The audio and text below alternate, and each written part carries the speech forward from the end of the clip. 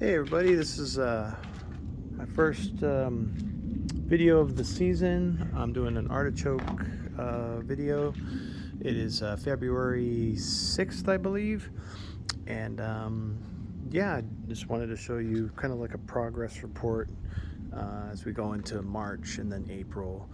I have all of this right here is all artichokes, and then I have about several plants back there, and they're a good size. It's probably about 3-foot tall plants right now, and very green. I've been fertilizing often with Alaskan fish fertilizer and some chicken mulch or stuff. So, but yeah, it's looking pretty good.